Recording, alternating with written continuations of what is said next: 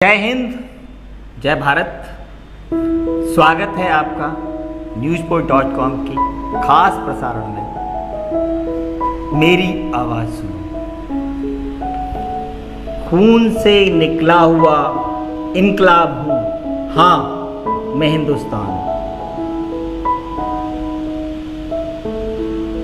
13 मार्च 1940, स्थान लंदन। उस शाम लंदन का कैक्सटन हॉल लोगों से खचाखच भरा हुआ था।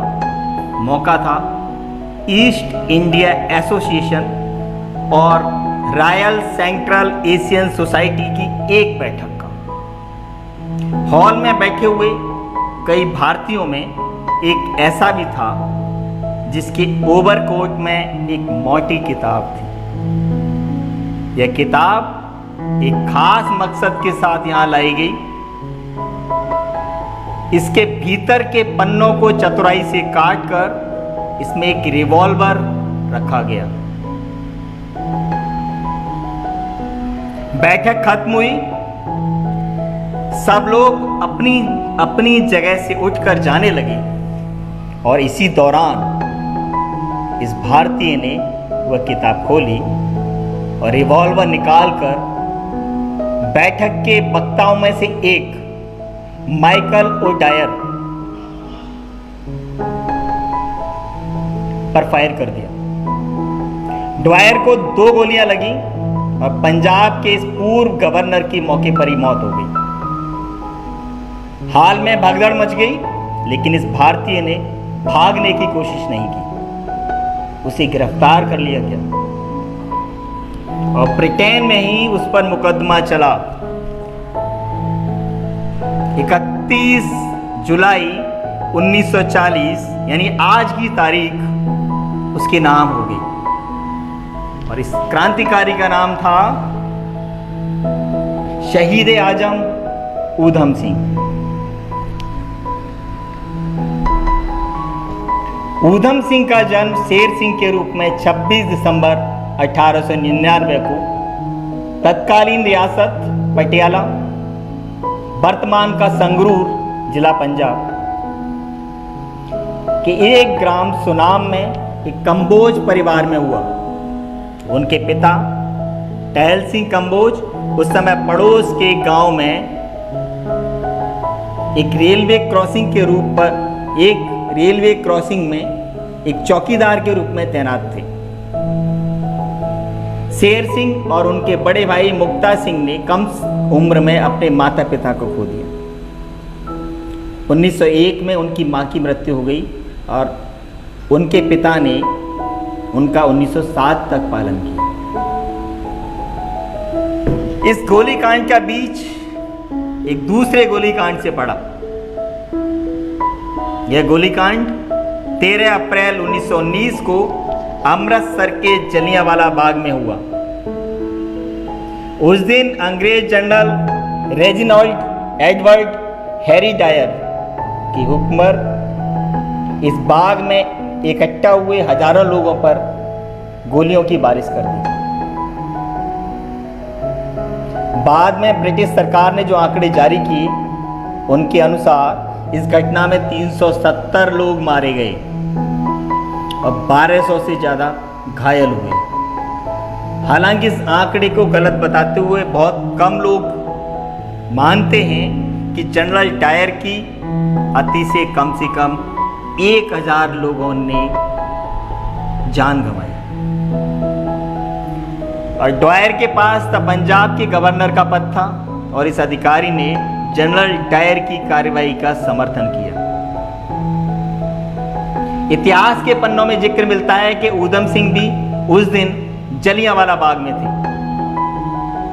उन्होंने तभी ठान लिया कि इस नरसंहार का बदला लेना है और मिलते जुलते नाम के कारण बहुत से लोग मानते हैं कि इस ऊधम सिंह ने जनरल डायर को मारा, लेकिन ऐसा नहीं था।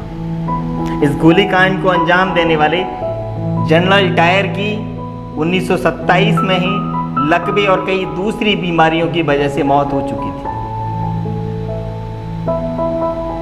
यही वजह है कि इतिहासकारों का एक वर्ग यह भी मानता है कि ड्वायर की हत्या के पीछे ऊधम सिंह का मकसद जलियांवाला बाग की हत्या का बदला लेना नहीं, बल्कि ब्रिटिश सरकार को एक कड़ा संदेश देना था और भारत में क्रांति की ज्वाला को भड़काना था।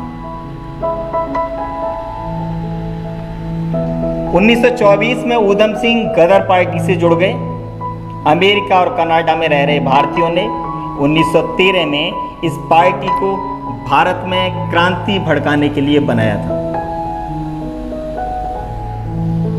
और क्रांति के लिए पैसा जुटाने के मकसद से ऊधम सिंह ने दक्षिण अफ्रीका, जिम्बाब्वे, ब्राजील और अमेरिका की यात्रा भी की और सरदार भगत सिंह के कहने पर वे 1927 में भारत वापस आ गए और अपने साथ वे 25 साथी, कई रिवॉल्वर और गोला बारूद भी लेके आए और शीघ्र ही अवैध हथियार और गदर पार्टी के प्रतिबंधित अखबार गदर की गूंज रखने के लिए उन्हें गिरफ्तार कर लिया गया। उन पर मुकदमा चला, उन्हें 5 साल की जेल हुई।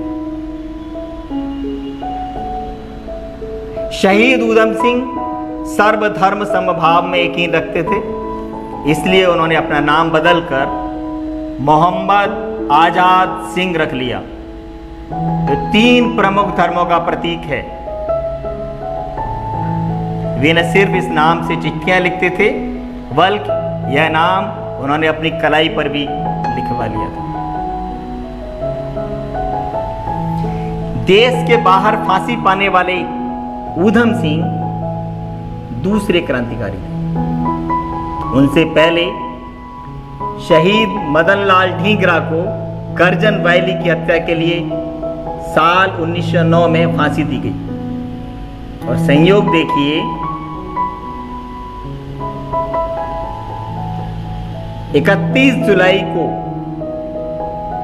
ऊधम सिंह की फांसी हुई और 1974 में इसी तारीख को ब्रिटेन ने इस महान क्रांतिकारी के अवशेष भारत को सौंपे। शहीद ऊधम सिंह की अस्थियां सम्मान के साथ उनके गांव लाई गईं, जहां आज उनकी समाधि बनी हुई। शहीदों की चिताओं पर लगेंगे हर बरस मेरे, वतन पर मरने वालों की यही बाकी निशान। ऊधम सिंह शहीद भगत सिंह के विचारों से प्रेरित थे। ऊधम सिंह शहीद भगत सिंह के कार्यों और उनके क्रांतिकारी समूह से बहुत ज़्यादा प्रभावित थे। 1935 में जब वे कश्मीर गए तो उन्हें भगत सिंह की तस्वीर के साथ पकड़ा गया। उन्हें बिना किसी अपराध के भगत सिंह का सहयोगी मान लिया गया और भगत सिंह को उनका गुरु।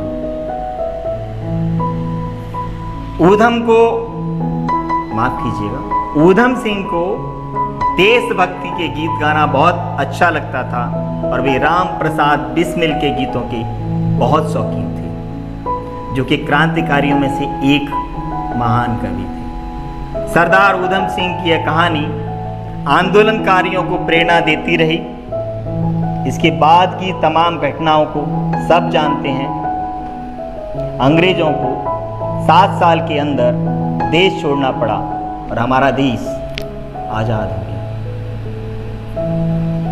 शहीद ऊधम सिंह जीते जी भले ही आजाद भारत में सांस न ले सके, पर करोड़ों हिंदुस्तानियों के दिल में रहकर वो आजादी को अवश्य महसूस कर रहे हैं। आज के लिए इतना ही। आपको आज का फेसबुक प्रसारण कैसा लगा हमें अवश्य लिखें। तब तक के लिए बने रहिए हमारे साथ। जय हिंद, जय भारत।